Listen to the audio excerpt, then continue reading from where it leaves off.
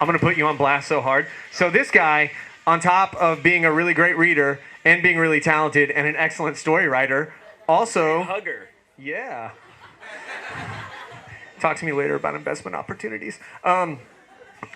He is so committed. He's more committed than most anything I've been committed to. He got Gust tattooed on his fucking knuckles this week for grown-up story time. Basically what I'm saying is he's better than you. Get it. Well, I'm glad I didn't have to say it. All right, hand horn, stop. All right. Hey, everybody. I'm John Wayne. Thanks. This is my first time to read at Grown Up Story Time, actually. So we're popping my cherry tonight. And I'm glad you guys are all gentle lovers. So thank you. I'm reading a story called The Seat Thief by Van Wilde. And Van is actually a very good friend of mine. And I want to point him out to you guys tonight. Van, let me see you. Everybody take a look at that guy. I point him out to you for two reasons. One, because tonight is Van's birthday, and that's no shit. Second reason I point him out to you is that so you know who's ass to kick after I'm done reading the story. Tuesday night. Jesus. Grown-up story time. A gathering of individuals who probably couldn't count the podcasts they listen to on both hands. Individuals who sit in their car even though they've arrived at their destination because David Sedaris is on NPR for the next 7 minutes. Individuals who can be described as Quentin Tarantino's target audience. But Grown Up Story Time is home to another demographic, one more sinister and cunning. A demographic that walks the left-hand path and does not compromise.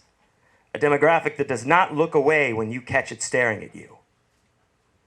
Me. Who am I? I'm the seat thief. The seating arrangement at Gus can only be described as anarchy. You arrive early to get your seats and hold on to them for dear life as the room fills to discomfort. Pity those who come alone and don't have a partner to save their seat for them when they want a beer. Those individuals will not be drinking tonight. But I don't care. I play the game. I live. I thrive within this world of seating anarchy, and I get what I want. And I want your chair. There are rules to the game. First rule, if possible, try to steal a chair occupied or vacated by a fat person. There are a few reasons for this. Nobody likes sitting next to a fat person, and you will be a welcome addition to the immediate seating area.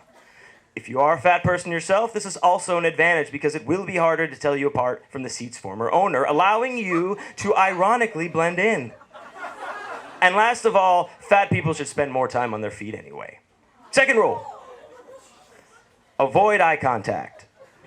If someone sees you taking a seat and two of you lock eyes, they know your treachery.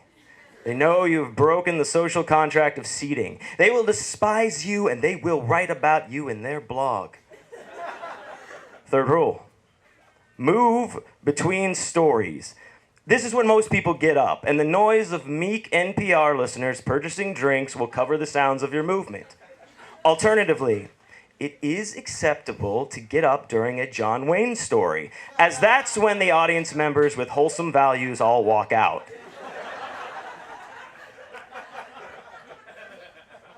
At this point, you may be wondering, what happens if you get caught? Well, not to worry, my fellow hipsters, for one of our greatest strengths is also our greatest weakness. No one in this room is prepared in the slightest to deal with conflict. We're all still trying to figure out how we feel about our father, so we can't really be expected to handle the seat manifest destiny. If we were to come to blows, you would have to pay for a real doctor's visit in addition to your therapy, and are you really prepared to make that kind of financial commitment? Fourth rule, no jujitsu.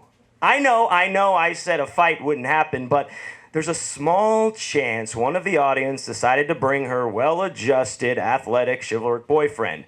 Even though her boyfriend's not really into this kind of thing and listens to 107.5 The Eagle instead of NPR, they recently had a conversation about wanting to be a greater part of each other's lives. So she's going to go with him to see some MMA fights, and he's coming to watch neurotic writers express themselves through a third party.